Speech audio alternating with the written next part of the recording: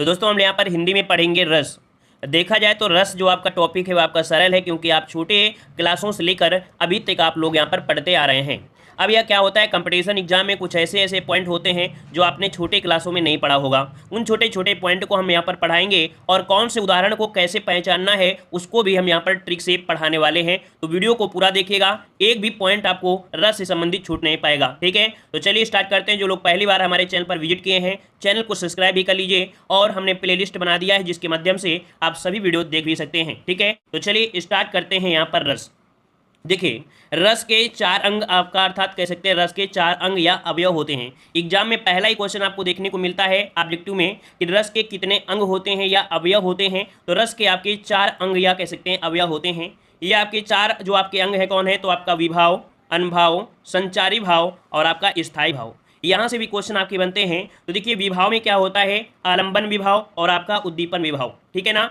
अब यहाँ पर देखिए, संचारी भाव की संख्या पूछेगा, ठीक है, स्थायी भाव पूछेगा। इन्हीं को हम लोग यहाँ पर वीडियो में पढ़ने वाले हैं। तो अगले पॉइंट में हम लोग यहाँ पर सबसे पहले जो कि डायरेक्ट क्वेश्चन आपसे ये पूछा जाता है कि इस रस का स्थायी भाव क्या होता है ना। तो एक तरफ यहाँ पर क्या है, रस है, दूसरी तरफ क्या है, स्थायी भाव है। तो देख सकते हैं यहाँ पर श्रृंगार रस का स्थायी भाव क्या होता है, रति होता है। करुण रस का स्थायी भाव क्या होता है, शोक होता है। वीर रस का स्थायी भाव उत्साह होता है। हास्य रस का स्थायी भाव हास होता है। रौद्र रस का स्थायी भाव क्रोध होता है। ठीक है, ये सब आप लोगों ने बहुत पहले से पढ़ा है तो आपको बिल्कुल सरल लगेगा। यहाँ पर अगला है कि विभत्स रस का स्थायी भाव। तो वही विभत्स रस का स्थायी भाव क्या होता है, घृणा या जुगुप्सा होता है। ठीक है, भयानक रस का यहाँ पर भय होता है। अद्भुत रस का स्थायी भाव आश्चर्य या विस्मय होता है। शांत रस का स्थायी भाव निर्वेद या निवृत्ति होता है। वात्सल रस का स्थायी भाव वात्सलता या वात्सल रति होता है। और भक्ति रस का क्या होता है, यहाँ पर अनुराग कह सकते हैं या भगवत विषयक रति कह सकते हैं। तो इनमें से देखो आपके एग्जामों में लगभग सभी आपके एग्जाम में पूछे जाते हैं, जो आपके कह सकते हैं कि इनसे संबंधित जितने भी पॉइंट आपके होते हैं कह सकते हैं स्थायी भाव। ठीक है, श्रृंगार का भी पूछा जाता है, मतलब सभी के पूछे जाते हैं। ये तो आपको पढ़ना ही पढ़ना है। अब एग्जाम की दृष्टि से जो भी आपके पॉइंट बनते हैं वो यहाँ पर आपके बनते हैं। तो पहला पॉइंट दिया रस एवं स्थायी भाव। देखिए, स्थायी भाव का मतलब होता है प्रधान भाव। ठीक है, दूसरा पॉइंट है कि स्थायी भाव मानव मन में बीज रूप में चिरकाल तक अंचल क्या दिया है, अचंचल होकर निवास करते हैं। ये संस्कार या भावना के घोतक होते हैं। देखो यहाँ पर स्थायी भाव कभी कभी स्थायी भाव और संचारी भाव बात कर देता है परिभाषा में। देखो, जो संचारी भाव होते हैं उनके आपकी संख्या होती 33, लेकिन जो संचारी भाव होते हैं वो आपके मस्तिष्क में कुछ समय के लिए आते हैं। जैसे मान लीजिए खुशी हो, है ना, तो ये थोड़े ही समय के लिए आता है। दुख है तो थोड़े समय के लिए होता है। कितना बड़ा शोक हो जाए लेकिन कुछ समय के लिए होता है। लेकिन जो स्थायी भाव होते हैं चिरकाल, मतलब अनंत काल तक, जब तक आप जिंदा रहेंगे तब तक स्थायी भाव के बने रहते हैं। ठीक है ना, तो वही आपका यहाँ पर परिभाषा में बताया गया है। अगला पॉइंट आपसे दिया गया है, स्थायी भाव की परिपक्व अवस्था को ही रस कहते हैं। नेक्स्ट पॉइंट है, स्थायी भाव को संचारी भाव का मित्र भी कहा जाता है। नोट करिएगा कि स्थायी भाव को संचारी भाव का मित्र कहा जाता है। ठीक है, अगला पॉइंट आपसे पूछा जाएगा एग्जाम में कि यहाँ पर रसों की संख्या 8 किसके अनुसार, तो याद रखिए भरत मुनि के नाट्य शास्त्र के अनुसार रसों की संख्या 8 है। याद रखिएगा कि अगर 8 पूछे तो किसके अनुसार, तो आपके भरत मुनि के नाट्य शास्त्र के अनुसार रसों की संख्या 8 होती है। क्यों, क्योंकि भरत मुनि ने शांत रस को रस नहीं माना है, किंतु अधिकतर आचार्य रसों की संख्या कितने मानते हैं, 9 मानते हैं। अगर आपके एग्जाम में क्वेश्चन आ जाए कि आपके रसों की संख्या कितनी है, तो आपको बताना है 9। कितने बताना है, आपको बताना है कि मूल जो रस है वो आपके 9 ही हैं। लेकिन अगर बोले कि भरत मुनि के अनुसार कितने रस माने जाते हैं, तो मात्र 8 माने जाते हैं, क्योंकि उन्होंने शांत रस को ऐड नहीं किया है। नेक्स्ट पॉइंट आपसे दिया है, आचार्य बावन ने स्थायी भाव को रस की आत्मा कहा है। याद रखिएगा, आचार्य बावन ने स्थायी भाव को रस की आत्मा कहा है। नेक्स्ट पॉइंट आपसे दिया गया है, मतीराम ने संयोग श्रृंगार को रस का राजा माना है। देखिए किसने, तो मतीराम ने संयोग श्रृंगार को रस का राजा माना है, जबकि वियोग श्रृंगार को रसों की रानी माना जाता है। तो ये पॉइंट आपके लिए नए होंगे तो इनको नोट कर लीजिएगा। ठीक है, मतीराम के अनुसार संयोग श्रृंगार को रस का राजा और वियोग श्रृंगार को रसों की रानी कहा जाता है। नेक्स्ट पॉइंट आपसे दिया गया है कि श्रृंगार रस को रसराज या रसपति कहते हैं। नेक्स्ट पॉइंट, बाद में श्रृंगार रस के अंतर्गत 2 रस वात्सल रस और 1 रस आपका इसमें से और यहाँ पर ऐड हो जाते हैं, जो कि यहाँ पर देख सकते हैं। कौन सा एक और दूसरा है, भक्ति रस, है ना। ये आ गए हैं जिनकी संख्या 11 हो गई है, किंतु मूल रस अभी भी कितने माने जाते हैं, यहाँ पर 9 रस ही माने जाते हैं।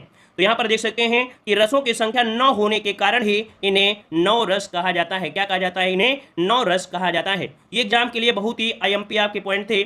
कुछ और भी यहाँ पर पॉइंट आपको देखना है, यहाँ पर महत्वपूर्ण है। जैसे दिया गया है, क्वेश्चन पूछेगा कि वाक्यम रसात्मकम काव्यम, ये किसका कथन है। तो ये कथन है किसका, आचार्य विश्वनाथ का है। किसका है, तो आपके आचार्य विश्वनाथ का है। ऑब्जेक्टिव क्वेश्चन में ये बहुत क्वेश्चन पूछा जाता है। नेक्स्ट पॉइंट है विभावानुभाव व्यभिचारी संयोग दृश्य निष्पत्ति। ये जो कथन है किसका है, तो आपके भरत मुनि का है। याद रखिए भरत मुनि ने रस सूत्र में स्थायी भाव का उल्लेख नहीं किया है। अगर क्वेश्चन पूछे कि भरत मुनि ने रस सूत्र में स्थायी भाव का उल्लेख किया है या नहीं, तो आप कहोगे स्थायी भाव का उल्लेख इन्होंने नहीं किया है। भरत मुनि के अनुसार रसों की संख्या कितनी है, आपकी 8 होती है। अगला पॉइंट दिया गया है जो कि एग्जाम में परिभाषा से क्वेश्चन बनता है, जो भाव मन में केवल अल्पकाल तक संचरण करके चले जाते हैं उन्हें संचारी भाव कहते हैं, जिनकी संख्या कितनी होती है, 33। देखो अल्पकाल तक, अगर अल्पकाल तक बोले तो संचारी भाव मतलब कुछ समय के लिए आए हैं, लेकिन चिरकाल की अगर बात करते हैं तो वो क्या होता है, स्थायी भाव होता है। ठीक है, अगला है रस सूत्र के जनक किसे कहते हैं, तो रस सूत्र के जनक कौन है आपके, तो भरत मुनि है। आगे बढ़ते हैं, पॉइंट आपसे अगला पूछा गया है। यहां पर देख सकते हैं कि रस सूत्र एवं रस का सर्वप्रथम उल्लेख भरत मुनि ने किया था। याद रखिएगा रस सूत्र एवं रस का सर्वप्रथम उल्लेख भरत मुनि ने किया था। नेक्स्ट पॉइंट है कि संचारी भावों की कुल संख्या कितनी है, तो आपकी 33 है। अगला है सा का संबंध स्रा धातु से माना जाता है। अगर क्वेश्चन ने पूछे कि जो रस है ये किस धातु से बना है, तो आपके स्रा धातु से बना है। स्रा मतलब होता है बहते जाना। ठीक है, नेक्स्ट पॉइंट दिया गया है श्रृंगार रस को रसराज कहा जाता है। अगला पॉइंट आपसे दिया गया है स्थायी भाव की परिपक्व अवस्था को क्या कहते हैं। एग्जाम में क्वेश्चन इसी प्रकार से बनता है, स्थायी भाव की परिपक्व अवस्था को क्या कहते हैं, तो रस कहा जाता है। याद रखिए, तो ये आपका क्वेश्चन आपका बन गया। नेक्स्ट क्वेश्चन है कि श्रृंगार रस को सर्वश्रेष्ठ रस कहा जाता है। सर्वश्रेष्ठ रस किसे कहते हैं, तो श्रृंगार रस को सर्वश्रेष्ठ रस माना जाता है। अगर रस की बात करें तो रस कितने प्रकार के होते हैं, 9 प्रकार के होते हैं। अगला पॉइंट यहाँ पर देख सकते हैं, भरत मुनि ने अपने नाट्य शास्त्र में भावों की संख्या कितनी माना है, तो 49 माना है। याद रखिएगा भरत मुनि ने अपने नाट्य शास्त्र में जो भाव हैं, आपके मन में भाव होती हैं, वो आपके 49 माना है। अगला है रस के अंग कितने होते हैं, या अवयव तो अभी आपको बताया गया था वीडियो की स्टार्टिंग में ही कि 4 अंग आपके होते हैं। स्थायी भावों की संख्या अगर पूछता है तो आपको बताना है यहाँ पर 9 होते हैं। ठीक है, कुछ आपके उदाहरण हमने यहाँ पर ले लिया है जो कि डायरेक्ट आपको रट लेना है, क्योंकि ये क्वेश्चन आपके बार बार रिपीट होते हैं। तो देखिए यहाँ पर दिया है हिमाद्रि तुंग श्रृंग से प्रबुद्ध शुद्ध भारती स्वयं प्रभा समुज्जला स्वतंत्रता पुकारती। ये क्या है, आपका वीर रस का है, इसको नोट करिएगा, हमेशा बार बार क्वेश्चन मिलेगा। नेक्स्ट क्वेश्चन है बतरस लालच लाल की मुरलीधरी रुकाए सौह करें भौहें हंसे देन कै नटी जाए। इसमें क्या है, आपका श्रृंगार रस है। इसको हम डिटेल से वीडियो के अंत में बताएंगे। अभी बस आपको कौन सा क्वेश्चन रटना है जो कि हमेशा आपको मिलेंगे ऐसे ही क्वेश्चन। नेक्स्ट क्वेश्चन दिया गया है कि एक ओर अजगर ही लखी एक ओर मृगराए विकल बटोही बीच ही परियो मूर्छा खाए। इसमें कौन सा है, तो आपका भयानक रस है। नेक्स्ट पॉइंट आपसे अगला दिया गया है मेरे तो गिरधर गोपाल दूसरो ना कोई जाके सिरमोर मुकुट मेरो पति सोई। यहाँ पर क्या हो जाएगा, श्रृंगार रस हो जाएगा। नेक्स्ट पॉइंट आपसे दिया गया है कि प्रिय वह मेरा प्राण प्यारा कहाँ है दुख जल निधि में डूबी का सहारा कहाँ है। इसमें क्या बनेगा, आपका करुण रस आपका हो जाएगा। नेक्स्ट पॉइंट आपसे पूछा गया है जो कि शांत रस का, यही क्वेश्चन आपका हमेशा पूछा जाता है, मन रे तन कागज का पुतला, है ना, तो ये आपका शांत रस हो जाएगा। यशोदा हरिपाल ने झुलावे हल रावे दुलरावे मरहावे जोई सोई कुछ गावे। यहाँ पर याद रखिए बहुत बार क्वेश्चन पूछे गए हैं, इसलिए हम डायरेक्ट आपको बता दे रहे हैं कि इनको आपको नोट कर लेना है। स्क्रीनशॉट लेते रहिएगा, नोट्स बनाते रहिए। कह रहा है हे खग मृग हे मधुकर श्रेणी तुम देखिए सीता मृगनैनी में, यहाँ पर वियोग श्रृंगार आपका हो जाएगा। अगला पॉइंट आपसे दिया है कि सिर पर बैठो काग आंख दो खात निकारत खींचत जीभ सियार अति आनंद उर्धारत। यहाँ पर हो जाएगा आपका विवश रस। मतलब देखा जाए सबसे ज्यादा जो क्वेश्चन पूछे गए हैं अभी तक इन रसों में, इन उदाहरणों में यही पूछे गए हैं। इस कारण से इन उदाहरण को हम एक साथ यहाँ पर बता दिए हैं। चलिए यहाँ पर देख सकते हैं, अब आपका यहाँ पर आ चुका है श्रृंगार रस। देखिए इनकी पहचान कैसे करना है वो पॉइंट हम आपको समझाने वाले हैं। वैसे तो आपको सब कुछ आता है। देखिए श्रृंगार रस को रसराज या रसपति कहा जाता है। नायक नायिका के मन में जब रति नामक स्थायी भाव जागृत होता है तब वह परिणत होकर श्रृंगार रस हो जाता है। इसका स्थायी भाव क्या होता है, रति होता है। साधारण भाषा में कहे तो जहां पर नायक नायिका के बीच प्रेम, है ना, में मधुर मिलन अथवा अलगाव का बोध होता है, वहां पर श्रृंगार रस होता है। श्रृंगार रस के 2 भेद होते हैं, यहाँ पर आपका संयोग श्रृंगार और आपका वियोग श्रृंगार, है ना। यहाँ पर वियोग श्रृंगार को हम लोग विप्रलभ श्रृंगार भी कहा जाता है, तो इसको नोट करिएगा। अगला पॉइंट यहाँ पर देख सकते हैं, कह रहा है से संयोग श्रृंगार, कह रहे जहां पर नायक नायिका के संयोग अर्थात प्रेम में मधुर मिलन या प्रकृति की सुंदरता का वर्णन किया जाए, क्या प्रकृति की सुंदरता का वर्णन किया जाता है, वहां पर संयोग श्रृंगार होता है। अब यहां पर देख सकते हैं आईएमपी पॉइंट दिया है, श्रृंगार रस को विभत्स रस का विरोधी रस माना जाता है। इस पॉइंट को नोट करिएगा। अगर क्वेश्चन पूछे कि विरोधी अर्थात श्रृंगार रस को विरोधी रस माना जाता है। तो देख सकते हैं श्रृंगार रस को विभत्स रस का, किस रस का, तो विभत्स रस का विरोधी रस माना जाता है। तो इस पॉइंट को भी नोट कर लीजिएगा, ठीक है। श्रृंगार रस को विभत्स रस का विरोधी रस माना जाता है, ठीक है। यही पॉइंट आपके एग्जाम में पूछे जाते हैं। नेक्स्ट पॉइंट आपके सामने आ चुका है और कैसे पहचान करना है अब आपको देखते चलना है। अद्भुत रस, देखिए इसका स्थायी भाव विस्मय या आश्चर्य है। व्यक्ति के मन में विचित्र अथवा आश्चर्यजनक वस्तुओं को देखकर जो विस्मय अर्थात आश्चर्य आदि के भाव उत्पन्न होते हैं उसे ही अद्भुत रस कहते हैं। इसमें क्या पॉइंट मिलेंगे, रोमांच, ये आपको हर एक चीज में मिलेगा, चाहे कोई भी रोमांच आपको मिलेगा ही मिलेगा। आंसू आना, कांपना, गदगद होना, आंखें फाड़ कर देखना आदि के जो भाव व्यक्त होते हैं वो आपके अद्भुत रस में ही देखने को मिलते हैं, ठीक है। आगे बढ़ते हैं, पॉइंट आपसे अगला है यहाँ पर शांत रस। शांत रस देख सकते हैं इसका स्थायी भाव निर्वेद अर्थात उदासीनता है। इस रस में तत्व ज्ञान की प्राप्ति अथवा संसार से वैराग्य होने पर, परमात्मा की वास्तविक रूप का ज्ञान होने पर मन को जो शांति मिलती है उसे हम लोग यहाँ पर शांत रस कहते हैं। आप लोग देखते हैं जब थोड़ा सा आपसे लड़ाई हो जाए माता पिता से या किसी भी प्रकार से अपने साथी से हो जाता है तो आप लोग अलगाव की स्थिति रखते हैं, एक एकांत में जाने का प्रयास करते हैं। तो वही दिया है, जब संसार से वैराग्य हो जाता है तब यहाँ पर शांत रस होता है, ठीक है। याद रखिएगा, शांत रस को नवा रस माना जाता है, शांत रस को नवा रस माना जाता है। अगला पॉइंट यहाँ पर देख सकते हैं कि जहां ना दुख होता है ना द्वेष होता है, मन सांसारिक कार्यों से मुक्त हो जाता है अर्थात मनुष्य वैराग्य प्राप्त कर लेता है, ऐसी मनोस्थिति में उत्पन्न रस को शांत रस कहा जाता है। परिभाषा किसी भी तरह से बन सकती है। अब यहाँ पर देखिए शांत रस के कुछ आपके अवयव हैं जिनसे पहचान की जा सकती है कि कैसे पहचान करें, कौन से उदाहरण में। स्थायी भाव निर्वेद, आलंबन में इसमें क्या होता है, परमात्मा की बात करेंगे, चिंतन और संसार की क्षण भंगुरता की बात करेंगे कि ये जो संसार है वो भंगुर है अर्थात ये नश्वर है। ऐसे पॉइंट आपको देखने को मिलते हैं अर्थात ये आलंबन में होते हैं, ये सोच होते हैं। अगला है उद्दीपन भाव। उद्दीपन भाव में आपके क्या होते हैं, आपके मन में लगता है कि अब संसार से हम क्या वैराग्य हो चुके हैं तो आप कहेंगे सत्संग, तीर्थ स्थलों की यात्रा के लिए सोचेंगे, शास्त्रों का अनुशीलन आदि आप लोग सोचेंगे, ठीक है। अनुभव क्या होता है, पूरे शरीर में रोमांच। देखो हमने बताया था रोमांच आपको हर जगह मिलेगा, हर एक पॉइंट मिलेगा। यहाँ पर देखो दिया गया पुलक और अश्रु, है ना, आंसू भी आपके आते रहेंगे, थोड़े थोड़े आंसू भी आते रहेंगे, है ना। चलिए आगे बढ़ते हैं, पॉइंट आपसे अगला पूछा है भयानक रस।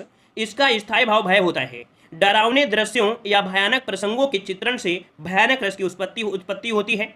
यहाँ पर देखिएगा इसके अंतर्गत कंपन, पसीना छूटना, मुंह सूखना, चिंता आदि के भाव उत्पन्न होते हैं। याद रखिए भयानक रस के प्रमुख अवयव क्या होते हैं, तो यहाँ पर देख सकते हैं स्थायी भाव भय हो गया। आलंबन विभाव में जैसे कोई बाघ मिल जाएगा, याद रखिए किसी भी उदाहरण में क्या होगा, बाघ, चोर, सर्प, एकांत स्थान, भयंकर वस्तु का दर्शन, आपको ये आलंबन होते हैं अर्थात जो आपको सामने से या कह सकते एक आश्रय होते हैं, ठीक है। अगला उद्दीपन विभाग में क्या होता है कि भयानक वस्तु का स्वर, ठीक है, भयानक वस्तु का स्वर, भयंकर स्वर आदि का डरावनापन आपकी चेष्टाएं होती हैं। अनुभव में क्या होता है, कंप हो गया, स्वेद होना, पसीना छूटना, है ना, स्वरभंग हो जाना, रोमांच, ये होते हैं आपके भयानक स्थिति में, ठीक है। आगे बढ़ते हैं, पॉइंट आपसे अगला पूछा है विभत्स रस।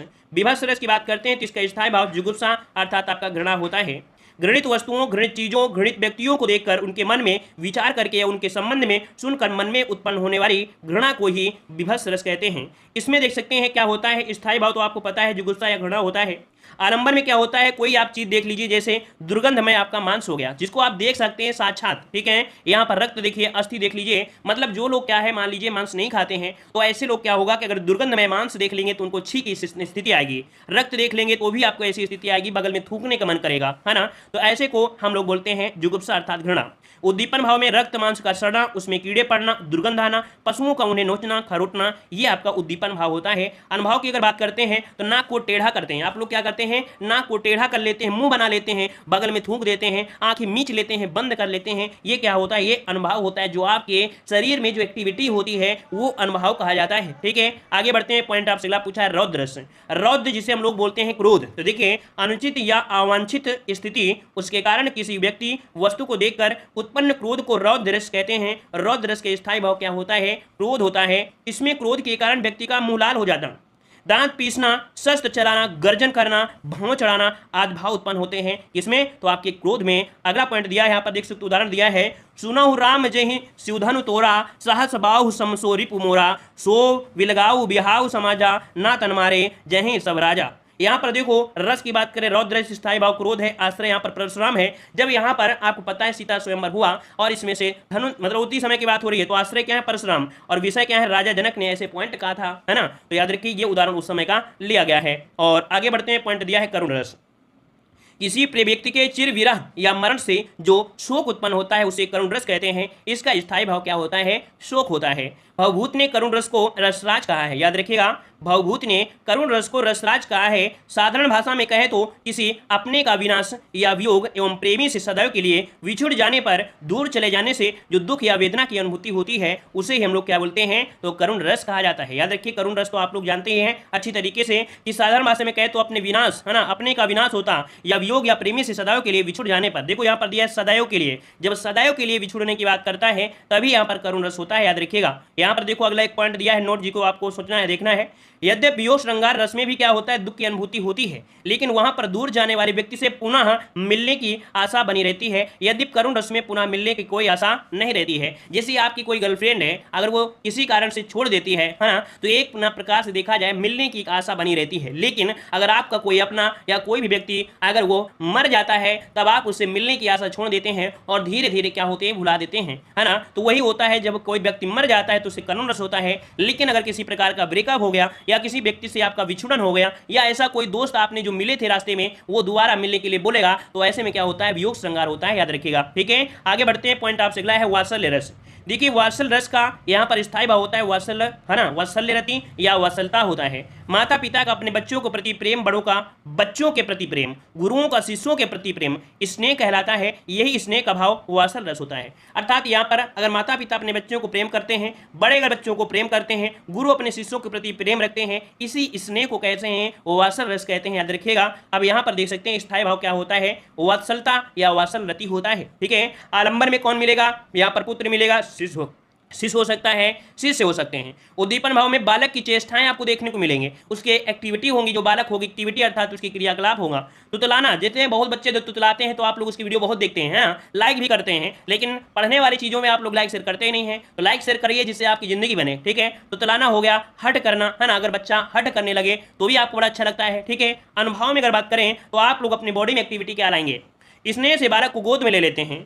आलिंगन करना, है ना, मतलब यहाँ पर थपथपाना, प्यार से सिर पर हाथ फेरना, है ना, या देख सकते हैं बहुत ही अच्छा लगा तो आप तुरंत उसके चुम्मी ले लेते हैं, है ना। यही होता है आपका यहाँ पर अनुभव, जो आपकी बॉडी में एक्टिविटी आपकी आती हैं। आगे बढ़ते हैं, पॉइंट दिया है भक्ति रस। तो देखें, इसका स्थायी भाव भगवत विषयक रति या अनुराग होता है। इस रस में ईश्वर की अनुरक्ति और अनुराग का वर्णन होता है, अर्थात ईश्वर के प्रति श्रद्धा या प्रेम का वर्णन किया जाता है। यहाँ पर देखिए स्थायी भाव तो आपको पता ही हो गया, भगवत विषय रति या अनुराग होता है। आलंबन विभय में यहाँ पर ईश्वर की बात करेंगे, परमात्मा की बात करेंगे, राम की बात करेंगे, श्री कृष्ण की बात करेंगे, क्योंकि ज़्यादा से ज़्यादा उदाहरण आपके होते हैं किससे? राम के या श्री कृष्ण के देखने को मिलते हैं। उद्दीपन विभाव, जो कि ईश्वर या परमात्मा के क्रियाकलाप में भक्तों का समागम, सत्संग आदि के बारे में होता है। और अनुभव की बात करते हैं, ईश्वर की लीलाओं, उनके नाम का गुणगान करना, यह आप लोगों के अंदर एक्टिविटी हो जाती है। ईश्वर की लीला कहते हैं, सुनते हैं और सुनाते भी हैं, उनके नाम का गुणगान भी करते हैं। संचारी भाव में क्या होता है? खुशी होता है, निर्वेद होता है, स्मृति होती है, मति होती है। ये तो संचारी भाव मतलब ऐसे उदाहरणों में देखने को मिलता है। ठीक है, और यहाँ पर देखिए कुछ उदाहरण हमने लिया था, कुछ हमने पॉइंट और भी लिया है जो इस टॉपिक के सबसे दमदार स्टार्टिंग वाले पॉइंट थे। हमने वो चीज़ हमने बाद में बताया है, क्योंकि क्या होता है कभी कभी आप थ्योरी पढ़ते हैं ना, तो थ्योरी पढ़ने में आपका मन नहीं लगता है, इसलिए हम कुछ पॉइंट बाद में बताया करते हैं जो एग्जाम की दृष्टि से होते हैं, जो आप लोग देख के भाग जाते हैं, लेकिन वही एग्जाम के लिए सबसे महत्वपूर्ण होते हैं। जैसे देख सकते हैं कि रस की उत्पत्ति सर्वप्रथम, देखिए यहाँ पर कुछ पॉइंट बहुत जरूरी हैं। रस की उत्पत्ति को सर्वप्रथम परिभाषित करने का श्रेय भरत मुनि को जाता है। उन्होंने अपने प्रसिद्ध ग्रंथ नाट्यशास्त्र में सर्वप्रथम रस का उल्लेख करते हुए रस की परिभाषा कुछ इस प्रकार दिया था: विभावानुभाव व्यभिचारी संयोगादृश्य निष्पत्ति है। ये किसने? तो भरत मुनि ने दिया था। नेक्स्ट यहाँ पर अर्थात यहाँ पर हुआ क्या कि विभाव, अनुभाव और संचारी भावों के संयोग से ही रस की निष्पत्ति होती है। यहाँ पर एक पॉइंट आपको सामने दिख रहा होगा, कह रहा आपसे भट्ट नायक के अनुसार रस की ना तो उत्पत्ति होती है ना तो अभिव्यक्ति वरन भुक्ति होती है। ये किसके?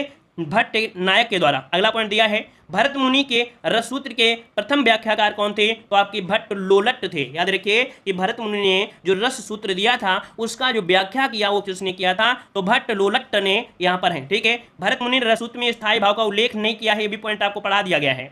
आचार्य भरत मुनि रस के प्रतिष्ठापक आचार्य आपके हैं। रस का सर्वप्रथम जो प्रयोग है वो कहाँ पर मिलता है, तो आपके तैत्तिरीय उपनिषद में मिलता है। किसमें? तैत्तिरीय उपनिषद में आपको मिलता है। अगला पॉइंट आपसे दिया गया है आचार्य विश्वनाथ के अनुसार, याद रखिए, वाक्यम रसात्मकम काव्यम, है ना, अर्थात रसात्मकम वाक्य को ही काव्य कहते हैं, ये आचार्य विश्वनाथ ने कहा था। ये पॉइंट आपके एग्जाम में पूछे गए हैं। और अगला है कि वाक्यम रसात्मकम काव्यम का उल्लेख साहित्य दर्पण नामक ग्रंथ में हुआ है। किसमें? वाक्यम रसात्मकम काव्यम का उल्लेख साहित्य दर्पण नामक ग्रंथ में हुआ है। साहित्य दर्पण संस्कृत भाषा में लिखा गया साहित्य विषयक ग्रंथ है, जिसके रचयिता हैं आचार्य विश्वनाथ जी हैं, याद रखिएगा।